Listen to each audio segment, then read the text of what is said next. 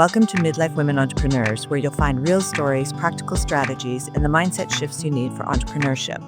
If you've ever felt like midlife was too late to launch a business, write a book, or chase a dream, think again. I'm Lynette Turner, your host, and I'm bringing you inspiring conversations and practical tips to help nudge you forward and keep growing in midlife. So let's jump in. Well, I have Martine Cohen here with me here on Midlife Women Entrepreneurs. Martine, welcome to the show. I'm excited to have you. We met through the podcast. We had a pre-call. I learned all about your background and your story. It's quite pivotal, and I think it's going to be a great thing to share with my audience. Welcome to the show. I'm going to hand the floor over to you. Give yourself a bit of a background and we'll take it from there. Sure. So first of all, thank you so much, Lynette, for having me. And it's a pleasure to be here today and have this conversation with you and the listeners. So basically, I was this happy attorney. Yes, they do exist, I promise. I loved what I did. I was a corporate attorney, worked with companies and advised them, and it was very exciting work. But I have to admit, I was probably a little bit type A as well. That sort of comes along, with the job. And one morning, I was just like driving and going for an errand, and there's a car that bashes into me on the driver's side, and I lost consciousness. I wasn't aware that I had been in a car accident until I came to with paramedics just standing over me. And honestly, when you say that sometimes life can change in a moment, this really changed in a moment and in a crunch of metal, but it really, really did. And it had a profound impact on me. I couldn't filter the world around me. I would never be able to hold this conversation with you or understand anything that you were saying. I understood words separately, but not together. So imagine for a moment that everything that you know yourself to be, your mind, your brain, your thoughts, how you understand who you are, your personality, that awareness just gets lost in a moment. And then there's darkness, there's uncertainty, there's this huge question mark hanging over your head, and you don't know who you are anymore. You don't feel like yourself, and you don't know if you'll ever be you again. So that's what happened to me. It was tough. It was super challenging. But at one point I was like, I need to do something. And medical science couldn't do anything for me. They're like, there's a wait and see approach. Let's see if there's brain damage. Let's see if it's residual. And those words were terrifying to hear. Again, this is, corporate attorney that uses their brain, and their brain is like their number one asset. And then you just lose that, and you also lose who you are, and you don't know how to interact with other people or the world. And I went inward. Some intuition made me go inward, and I'm grateful for that, because I discovered this whole inner landscape that we all have, but I didn't know was there, of limiting beliefs and mental constructs and fears and sort of shoulds and musts and all these kind of things that don't necessarily align with who we are, don't even necessarily serve us best, but they're conditioning from childhood. And that's how we understand the world and how we define ourselves and the place that we find for ourselves in the world. And I saw these things. I was like, but I thought I dealt with that already, or I didn't know what this was, and I didn't know what it was here. And because my brain wasn't functioning, I didn't have incessant thoughts the way that we all normally do. I didn't have a story around any of these fears, like, oh my goodness, this means that you're a weak person, or you're horrible, or you don't know what you're doing, or you're lost. It just was. And the blessing, I call that like sort of the blessing or the silver lining in a dysfunctional brain, is that because I didn't have that, I could go super deep. I could explore, and I could just figure out what it was and then choose whether I still wanted to have those fears as being a part of me. I still wanted to sort of like, commit to those limiting beliefs, or if I could just free myself from them. And it sort of brought me inadvertently on this path of self-discovery, of self-healing, of self-leadership, and of deciding I need to be in charge of me. And keep in mind that throughout this whole time, my brain was still dysfunctional. So we have an awareness that goes beyond our personality, beyond our actual physical brain, into something that's higher. And that's really the essence of who we are. And I got to tap into that again because of this occurrence. And over time, I healed my brain, and I started helping people. They would come to me for advice and come to me for coaching that I had never done before, because I'm a corporate attorney. And then I understood the calling, which was maybe it's time to pivot. And you did not get to walk through this path of self-discovery and self-empowerment just for you. This is meant for other people. And I heard that loud and clear. What I wasn't hearing before in terms of slow down and whatever until I was hit over the head, literally, this time I actually heard it and I took it on. And at this point in time, I pretty much have pivoted almost full time. I mean, I love law, but for me, this is really my calling. I'm an international speaker, award-winning author at this point. I give workshops. I work one-on-one with clients. I will never give that up, because that's that feeling of helping somebody and really re-empowering them to find their own inner freedom, their own truth, and really all of who they are. And It's really a work of love and passion that I do. Yeah, no, and it's a crazy story, and thank God you came out of it and you've got your memory back, all of that. Yes. And your way of thinking. And often, there is an event, I mean, obviously not as traumatic as what you went through, that does make us shift the way we're thinking, feeling, and doing about things in life, especially in midlife. You said it was a silver lining, so let's call it that. When your brain wasn't functioning, so therefore you didn't have that, I guess, mental chatter, if you will, that we all have. How do you think that really helped you open up that new kind of knowing, as you said? Yeah, I think it absolutely was pivotal to that. I do believe that our brain is here to protect us, but it is hyper vigilant in today's world because there are so many things that it identifies as danger, even just social media or somebody not emailing you back at the time that you expected, or misinterpreting a text, or just being flooded by so much information and so many things that are going on around us that really destabilize the brain.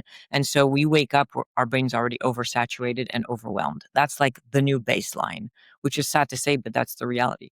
When your brain is quiet, and honestly, it's a silver lining, but I wish it on no one because it took every ounce of courage and bravery, everything that I was, to go through it and come out the other side. But I'm grateful for that self of mine, you know, the 9 years ago that did that, because I wouldn't be where I'm at today, but for that version of me then, right? So we have to remember always our starting point. And instead of knocking ourselves when our thoughts are incessant, it's the idea of saying, my brain is overwhelmed. I don't have to buy into that. I don't have to be overwhelmed, but my brain is, because it just has to filter too many things and it is not wired for that. And we don't have sort of like the 2.0 or the 3.0 version of our brain. We can't do that. It's still the same brain that kind of needs that exciting pace, but it needs to have a little bit of known, and it needs to understand itself and know how to position, it's human, let's say. So the idea is really to just, once your brain was quiet, and my brain was super quiet, it was silent because it couldn't function. But I had an awareness, a very deep awareness. And that awareness surprised me. At one point, I stopped and was like, hold on a second. How do I know that I'm doing this? Like, where is this awareness coming from? And that's when I realized this is the essence of who we are. We all have this. But again, our brain is sort of like that gatekeeper that says, oh, no, no, no, you can't go there, because if you go there, you might discover things and then you want to change everything. And right now I'm keeping you alive and safe and you're functional. And this is my job. I became so intricately aware, and I have such a relationship with the brain because I worked on healing and because of all this, that in a way it's a very sweet kind of like over eager, organ. But in reality, we also have to make sure that we check in and that we agree with what it gives us or how it filters, because we can redirect that and we reframe that. Yeah, no, that's great. So it's almost as if your soul kind of knew what to do, right? Like you talked about this inner knowing, like it wasn't just because of what you've done in the past, is how you were able to uncover Yeah. sort of, I guess, your fears, your perfectionisms, everything that was going on in your subconscious mind. And so I think, we're gathering all of that in our day to day. Our conscious is grabbing so many different things, and so it's almost like your soul knew what to do when your mind couldn't. And wouldn't it be lovely if we could all just have that moment in time where we could just let it go? So if somebody did say to you, like, how could I quiet my mind? I mean, there's the obvious, right? Shut off the social apps, shut off your email for a while, just do some meditation and things like that. What kind of surprised you or scared you? Because I think sometimes when we think about going inward and quieting our minds, sometimes it could be a scary place to be. Yeah.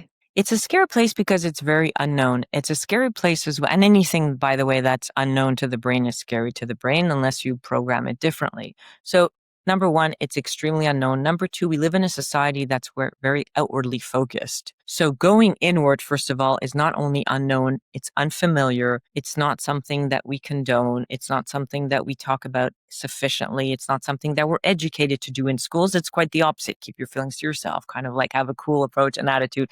And so we forget to connect from within. We forget to check in. Imagine you have a best friend and you check in with them once every 8 months or something. Like, you just forget. So if we look at ourselves as being our own best friend and collaborating together to sort of like go out into the world, so you need to constantly be in touch with, is this right? Is this aligned? Not necessarily the emotional roller coaster, right? Because that's the other thing too. We kind of disconnect because we're tired of like feeling these ups and downs of life, let's say, or having these thoughts that you don't want to have. And since we don't know what to do about them and we think they come from us, we kind of just like numb them or discard them or shove them in a closet somewhere and bury them. And then we go into the world. But that forces us also to disconnect from who we are. So there are a number of things. And yes, meditation is great, but first and foremost, it's being grounded in your body. And that's something that I had to learn to do because I was not that well grounded in my body. And it's like, can you feel yourself from the inside out? So something that I find is very helpful to me is either nature, because we come from nature. So anytime we go in, and you don't have to be a nature lover to do this, but literally brings you back to your roots and it steadies you. And when it steadies you, it also sort of recalibrates your nervous system because our nervous system is shot just from everything. And that's also connected to our thoughts and our racing thoughts. The brain is terrified of missing out on something or an alert that it hasn't told you about. And then, oh my goodness, something bad can happen. My brain was the same. You need to know everything about everything and overthink everything because what if you missed something? It's fine. but that's the pattern, right? And on and on and on. And especially when people are relaxing at 2 or 3 o'clock in the morning, that's when their brain like, yay, I've got her attention now. I'm going to go unravel the entire day that we didn't have time for. And you're like, I just want to sleep, right? This is what people go through. And this is what we go through, a lot of us at every stage and every age. I even work with kids who are like 18, 19. It's the same thing. And, people that are like way in their 80s and everybody in between. And they're all going through that kind of, I don't know what's wrong with my brain. I can't relax. I want to relax. So first of all, like forcing relaxation is not going to relax your brain. Finding what works for you. I love bubble baths. I do things like this, but I also have a method that I teach my clients. It's also on my website. And it's really to, rather than move away from our brain, it's to lean into it, but not buy into it. Just lean into it. Hear what it has to say and then give it feedback. Because over time, you're going to rewire it to think differently for you. Think of your brain as your assistant, but you're driving the car. Yeah, no, that's really good. And so that just leads me right to the word imposter syndrome. All the inner critic kind of things. We talked on our pre-call a lot about imposter syndrome, and you had said it's just a clever version of self-doubt. And I really loved that. And so my question to you is, why do you think it shows up so strongly for women in midlife? Like even those with decades and decades of experience behind them, and and it's like so dimensional, the experience that we bring forward into midlife. So walk us through how someone can use your techniques that you've talked about to confront that imposter syndrome head on. So I think imposter syndrome specifically for women, it does exist with men, but specifically for women, and it's so rampant.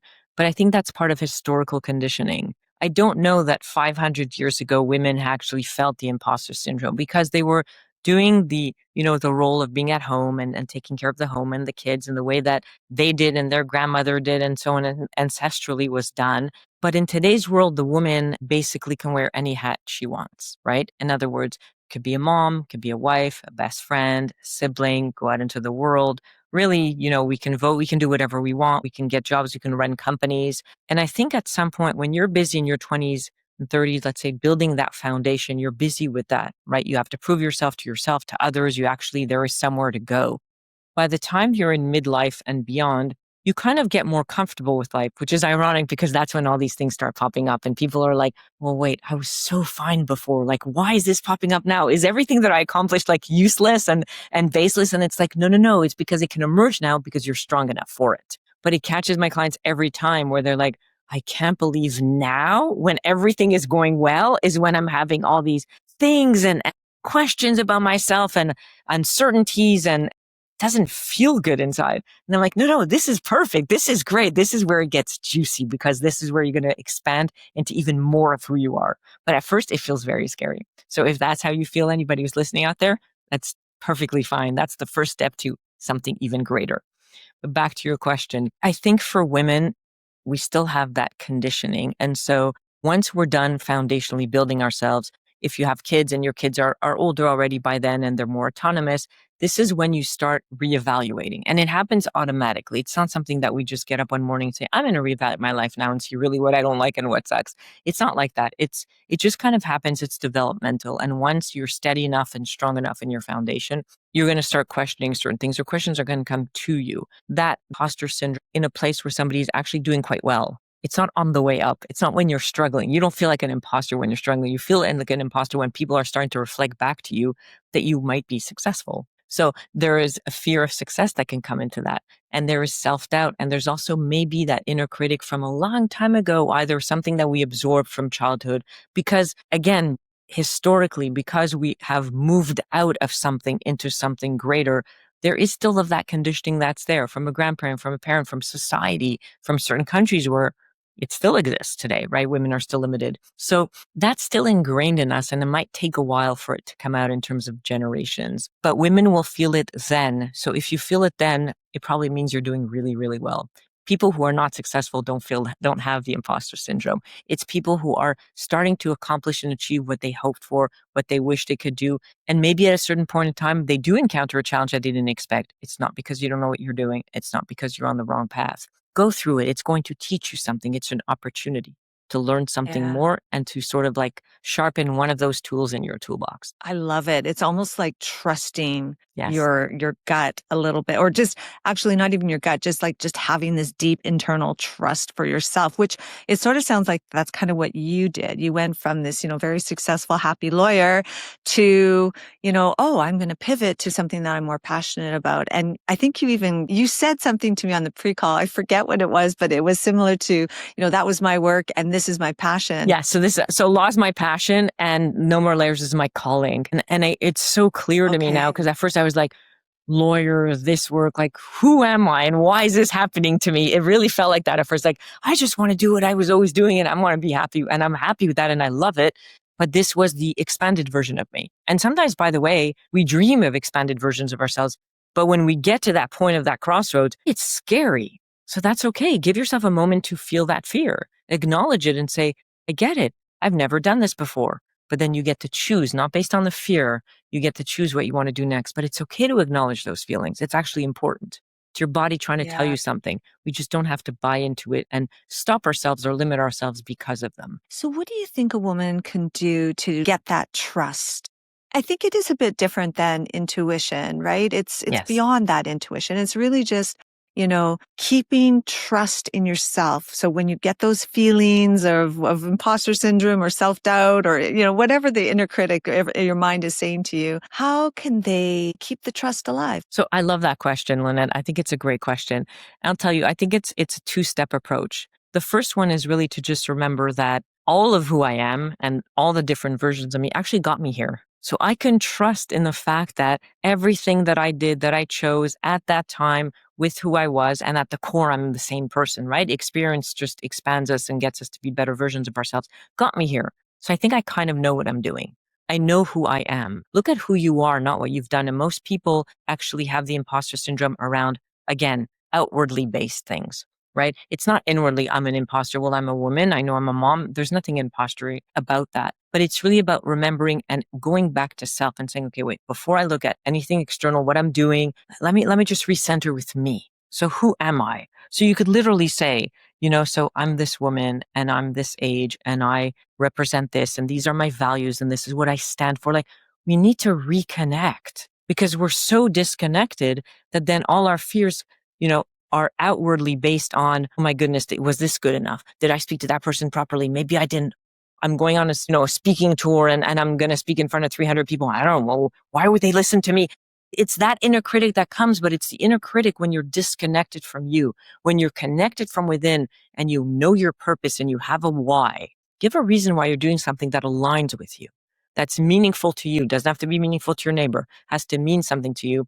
Your imposter doesn't show up. It shows up when you're not strong in who you are, not in what you're doing, just in who you are, simply because you forgot to check in. And we constantly forgetting to check in because we're so overwhelmed and our to-do lists are endless. And either we're at the bottom of the list if we're lucky, or we're just no longer on the list. We got kicked off somewhere, right? Down the line. So it's to remember to check in. I check in the morning. I check in during the day. I check in the evening. It can take you 3 minutes, but you're like, what kind of day do I want today? What is my intention for today? Where am I at? It's not going to limit me, but I just need to know. It's just like if you're going to take your car, you're going to check to see if you have enough gas to get to where you want to go.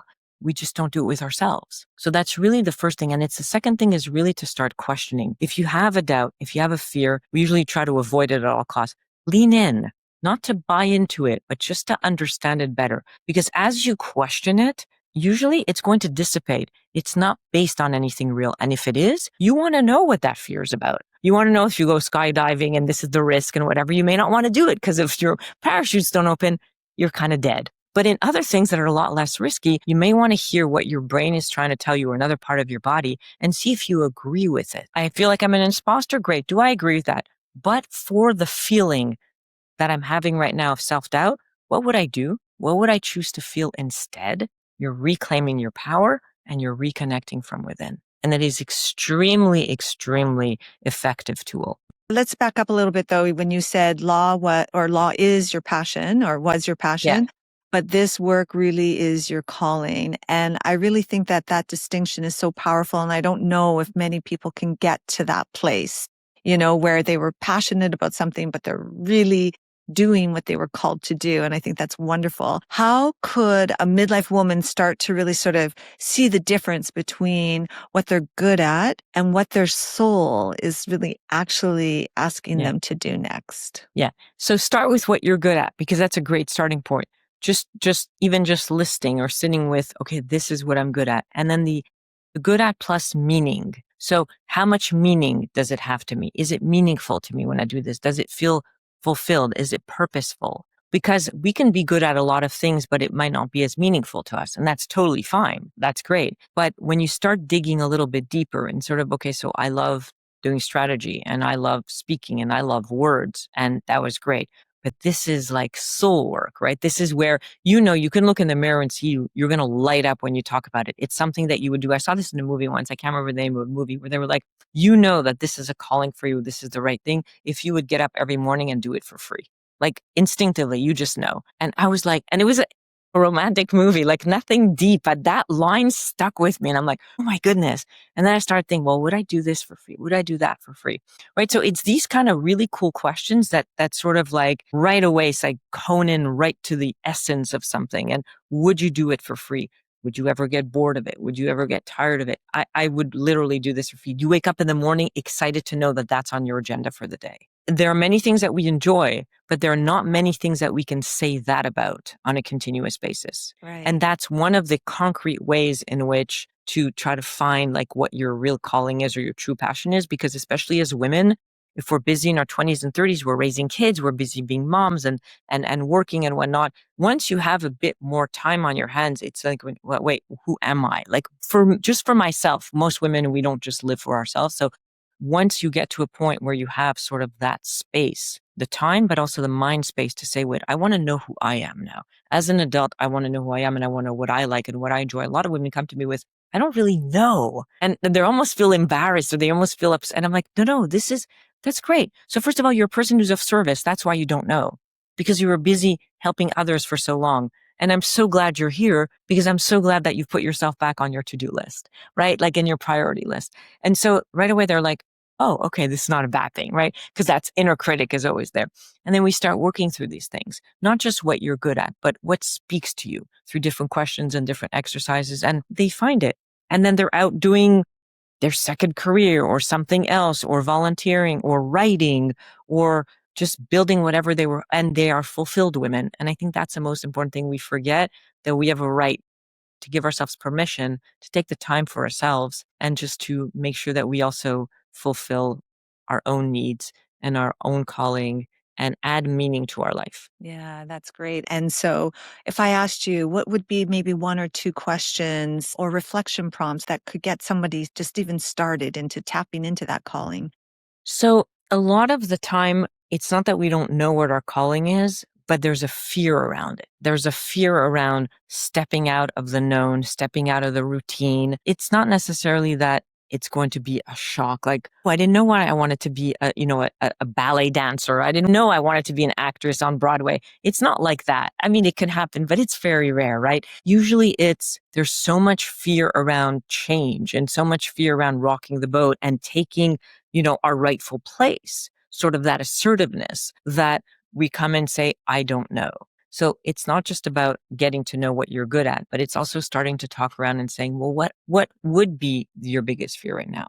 Or what would be, a lot of women don't want to disappoint. I can't think of myself. I've never done that. Nobody's going to accept it. So it's always other people. It's not about them. It's about others. And I said, was it all things being equal? If there's no such thing as other people, you're just you with you now on a desert island. Talk to me. You have all day. What are you doing? We can go, we sometimes go through visualizations and meditations too that help, because with some of my clients that really works, because they can see themselves in a certain scenario and things that they didn't expect come up to the subconscious level and then to the conscious level. And then we can talk about them, because in reality, if you had this mind space and this time to explore, then you would be able to find out exactly what it is. And it's just really all a question of reconnecting. It's not like, oh my goodness, I'm like 43 and I don't know who I am. You know who you are. There's just a lot of what I call layers, gunk in between. And we remove those layers, and then you run to yourself, right? Embrace like, oh my God, where have you been all my life? I miss you, that essence of you, that joy, something that brings you that joy, that uplifts you, that has, that sparkle in the eye. And it's not that it's not there. It's just been dimmed and temporarily. And that's really a very important message to women. You've not sort of like done anything wrong. You're not, done. No, your light is strong. You just don't feel it as much. And what I like to do with them is just to help you reconnect with your inner flame, your inner light. Because once you have it inwardly, you know exactly what's going to work for you and not on an outward basis. You're going to find your calling and it might be more than one, because you're going to feel whatever sparks that further. When you're in touch with it, you can feel it and you'll know, just I'm sparked by this. And it can change. You can do one thing for 10 years and then go into something else, and that's totally fine. For some people, it's going to be a lifelong thing. For other people, it's an ongoing process of discovery. It's that acceptance of self is at the root of all that. I am already good enough. Now let me go out and be whatever I choose, but I'm already good enough. So then we really want to truly become that, right? That to me is my future self, right? But how do we get started before we really feel ready? So I would just say it's not your future self. Let's reframe that. Okay. It's always been me. I've always been good enough. I just didn't always take the time to recognize it in myself. If you have a little child, you're going to let them know, oh, this was great. You did good job, right? We do that for others. But how many times do we do it for ourselves? I'm already good enough. I'm here. I exist. That's all. Now what I choose to do with it, that's entirely up to me. And I have choices. I can go out and be a mom. I can be a wife. I can run a company based on the tools I have in my toolbox, based on what I'm good at, what I'm not, what I enjoy, what I want to do, what I need to do, what's available in my area, a whole bunch of things. But when you're looking for your actual true heart passion or your calling, like what I call it, it's to do the internal work first. In order to ready yourself, you have to be whole with yourself, which means there is not just acceptance or tolerance, there is embracing all of who we are. So I have parts of me, still have that little remnant of perfectionist or that little remnant of this, and that's fine. That's totally fine. I'll bring it along. It doesn't mean I don't want to help it or shift it, but I will bring it along. When we hide a part of who we are within ourselves to ourselves, we dim our light. Our light has to shine everywhere, in the messy and the ugly and the fun and what we're proud of, because at the end of the day, it's all of those that make you you. So again, it's going back to that basic of, can you be good with all of you? Because you're already good enough, right? So then it's just like, how do you self-reflect it back to yourself? Are you good with who you are? Most women will say, no, I'm not. I don't like this part. But when you dig deep, it's like, do you not like it? Or do you not like how it feels? Or do you not like it because other people say something? There are very different components and aspects of that are really important to distinguish. Because sometimes people are going to repeat and think or embody what they were taught, or how society sees them, or how they think they're supposed to be. There's so many shoulds with women. There's so many. I can't do that because. And it's like, wait, let's move all that noise out of the way, all of it. Now, please tell me, let's talk. I want to talk. And it's a whole other conversation, because they know if they're given permission. So we have to give ourselves permission to say we are already good enough, because we truly are. And when you're trying to gain something that you already have, you're never going to find it because it's already in you. Right? So we have to remember, if you're like, I don't know if I'm good enough, well, you're never going to be able to create that feeling for yourself because it's already there. You have to just connect to it. And then based on that, it's learning to trust, like we said before. And then it's starting to take little steps to show yourself, this feels good. I can do this. And align, check in. And if it's not aligned, you shift. I love all of that. And it feels like more of a strategy, right? For me, like what you were talking about is like find strategies to bring into your life. And maybe I'm paraphrasing that a little bit, but I mean, you did have this strategic mind of a lawyer, right? And then you're now layering it with this intuitive, heart-centered healer. What does it look like, I guess, to bring strategy into your life, not just to your business? Right. So that's exactly what it is. So I'm a leadership and life strategies coach. And I found that my strength, which was strategy, I was like, we're not strategic in our lives. We just almost let ourselves kind of be led often. And how often do we lead? So it's all about self-leadership. But the first step of self-leadership is awareness. And that's scary. For whatever reason, it's not scary to look at your books, and nobody would say that they'd be, if you're running a business and you're not looking at your books and you don't know if you're doing well or not, people will be like, well, how are you going to succeed if you don't really understand your business and know what the needs are and know whether you're profitable every month or you're not? And then you can make informed decisions and you can make choices. But when it comes to ourselves, there's a huge part of us within ourselves that we're just not aware of. We're like, no, I don't want to know. I'm scared. I don't want to know. I'm going to base myself on how people respond to me. I'm going to base myself on my external accomplishments. I'm going to base myself sometimes on my emotions, but if I don't like them or if I don't like my feelings, I'm going to try to push them away and disconnect from them. I'm going to try not to listen to my thoughts too much because they drive me nuts. And this is how we live. And it's not a good recipe. It could work a little bit, but it's really not. It's a recipe for survival, but it's not a good recipe for thriving. And I'm all about thriving. Let's get out of survival mode in whatever area in your life that you're in survival mode, and let's move right into thriving mode. Because in some areas of life, we're all more or less in survival sometimes, somewhere. And that's why the brain's overwhelmed. That means it's moved into survival mode. It's a lot of awareness of self, a lot of awareness of how the brain works, and disconnecting your own identity and your will and who you are from what your brain is telling you. Because when you do that, and I learned how to do that because of the accident, your awareness is always there. Your brain's just always going to be the one that's the loudest in the room because it's always so worried. It's like the alarm bell that keeps on ringing no matter, what the intrusion is. Even if it's a leaf blowing in the middle of near your doorway and it's going to, as if there's an intruder coming in.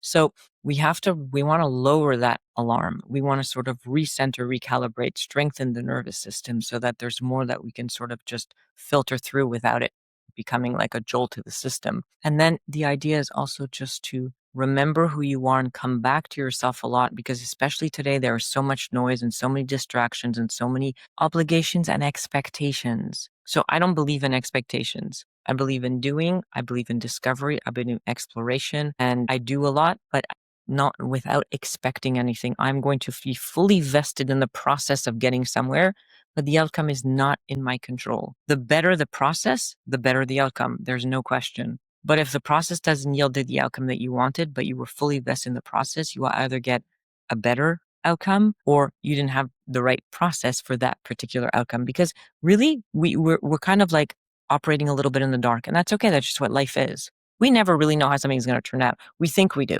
So if we can relinquish control, which as an attorney, I've really had to learn how to do, and I've had to learn how to do. But again, not having a brain that's functional for a little while really helped me with that. We have to let go, and letting go doesn't mean I don't care. I care very deeply, but I'm not attached or dependent on the outcome. Why? Because I'm already good enough. So whatever comes my way, I know and I trust that I can manage it because it got me here this far. And because I don't necessarily need all of the assurances that my brain is telling me that I need. So I question, with my clients, we have dialogues. Do you agree with this thought? You can give me an example of a thought, for example, that's really weighing on you or that weighs on your listeners. Do I really deserve this? Yeah. Yeah. Or no one's going to buy this offer. Correct. Correct. Yeah. So then it's a little bit deeper. It's like, well, where is this coming from? I have a fear. I heard it. I see my competitors. I see other people in my business. They don't make it. It's so hard. Great. What is it, this offering that excites you? Why did you choose to offer it, right? And so then they get out of that space and they start getting like, well, because I think it's going to help people, because it's a great product, because I believe in it. Fantastic. Now let's go back, right? So do you agree with this thought? Do you agree with it? I don't deserve it, or nobody's going to want it. Do you agree? Well, I don't know. If your brain had not generated that thought, how would you feel? I guess I'd feel fine. I'd risk it. I'd try it because after all, I worked hard. It's ready to go, right? So in other words, we start questioning, but for this thought, but for this feeling or emotion, what would you do? Then the next question is, you're going to launch something, right? You have an offering, you're about to launch it. This is when this thought comes in. Fine. The thought hasn't come in yet. You're still at the same place. What thought would you choose to have right now? It wouldn't be that one. And if it's not that one, that means it's not coming from you. That just means that there's a dissonance between what your brain's been programmed to give you in terms of the clusters or the themes of thoughts versus what you really believe and think. And when we start understanding that gap between the two, first of all, we can make it smaller by teaching our brain and rewiring our brain to think in the way that aligns with who we are. And second of all, you also understand, okay, this is my brain that's really overwhelmed. It is, again, sounding an alarm bell. I'm going to listen to it. I'll lean into it. But I'm like, no, I'm good. I really worked the product well or the offering well. I'm satisfied with it.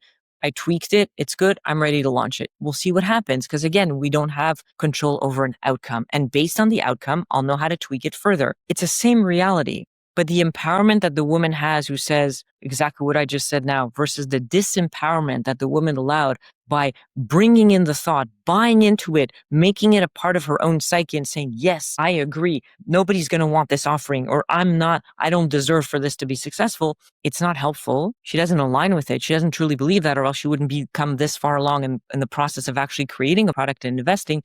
So we don't question our thoughts. And the last thing that I'll leave you with that we really don't do is we don't start thinking about the quality of our thoughts. I think about the quality of the food that I put in my body, but I don't think about the quality of my thoughts. Like, hold on a second. I'm not good with that. This is not helpful. This is negative. This is toxic, or this is not something that helps me further my life or what I want to do. We're switching the category of thoughts. And your brain does do that for you. It'll see and it'll choose a category of thoughts and a theme based on whatever you buy into. That's why people who have negative thoughts will have more negative thoughts, and people who have positive outlook on life keep on having a positive outlook on life in the way they look at life because their brain was programmed to show them that. So it's really important that we stay in charge. And the quality of thought, that's really a good way in my mind of thinking of it. Like, is this a quality thought? You know, and I think the practice of just asking yourself that for everything, is this a quality thought? Is this, and do I agree with it? Do I agree with this thought? So many times people come to me and say, I don't know. I have so many thoughts. How do I know which ones are mine or not? Simple question. Do you agree with it? You know how many people do not ask themselves, wait a minute. Okay, I heard the thought, right? Because it's your brain talking to you. And it's like, but wait, I don't agree with you. Like, I just don't agree with that thought. As soon as you ask yourself that or allow yourself that space, you're you in that moment. You've reconnected from within. And from that place, you can find what's aligned. And then from that place, you can keep going and find your calling and find who you are and expand into that and feel fulfillment. Yeah, no, that's really good. So let's say there's a woman listening right now. Maybe she's stuck in her job. Maybe she's doubting her voice. She's afraid to take that next leap. We all do get to that state of the upper limit. And so I actually had a really dear friend say to me the other day, oh, I'm just sick and tired. I'm like, oh, sick and tired of like your business? And she's like, no, sick and tired of making this money that I've made. I want to make more. I want to, and so I thought, oh, that's really interesting. Yeah. It was an interesting way of putting it, and I loved it. I'm going to prompt you to just offer one action step for 3 key areas that would help somebody kind of move closer to her truth or whatever. So if you were reframing imposter syndrome, aligning with intuitive work, what would be one step that you would The first step is to make sure that you're aligned with what you're doing, because many times our motivation for doing something is not aligned with us. It's we're running after something or running away from something. It's usually one of those two things. And so often we're tired with where we're at. So we want to start a new business, but it's not about starting the business. It's about moving away from where we're at. That might not be the right business, right? So it's first really making sure and checking in that this is the next move that I actually want. This is the next move that I'm actually aligned with. Because if I'm not, then everything else will cascade in a whole other direction than the one that's desired. We don't usually ask us that. We're like, okay, I have a new project I want to do. It's like, hold on, let's take a step back. Just for a second, you just want to double check. And there's a lot of knowing and information and richness in that exercise, and it doesn't take long. Yeah. Personal life. Be whole with yourself. Work on yourself first, because you will attract what you embody. You want a better relationship or you want a relationship, make sure you have a better relationship or have a relationship first and foremost with you. Oh, that's good. And the last one, inner world. What could she do to get closer to her truth? Inner world, welcome it. because that's where you reside. So we're afraid of it because we don't know it. Welcome it. Look at it as an adventure, like you're going on a safari that you waited your entire life for and that you're finally ready for. You have no expectations. You know you can manage it, but you don't know what's going to happen. You have that adventure mindset because you're open, you want to learn, you're eager, you're excited. That nervousness is turning into excitement, right? That unknown is turning into curiosity, and you're all in. Commit fully to yourself and to your inner world. That's great. Okay, Martine, who, how, where can people find Yes. you? So How can first they of all, connect with you? what I like to say is I have an open door policy. What I mean by that is you can email me, martine@martinecohen.com, and I actually do respond to every single one of my emails personally because I think that's really important to stay in touch with the audience. My website, I also have a giveaway on how to quieten the mind. It's a 2-day, 4-minute reset that they can use anytime for free for your listeners. And so it's www.martinecohen.com/connect with me. There's also information about the book on there and about sessions that I give and that giveaway and everything else. And I should feel free to be in touch. I'd love to be in touch. That's wonderful. Thank you for sharing. And thank you for giving my audience so much insight into really connecting with ourselves.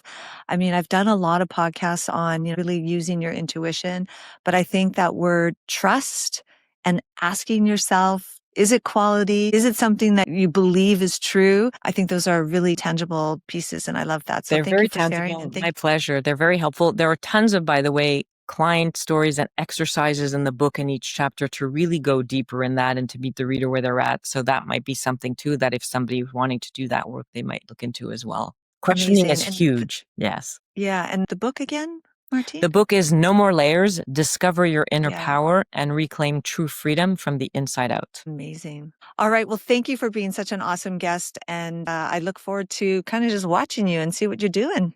Thank you so much for having me, Lynette. It was wonderful. Thank you. Hey, it's Lynette. Thanks for listening today. Please like and subscribe. And if there's somebody out there that you think could benefit from the episode, give it a share. Midlife is your time, so go get it.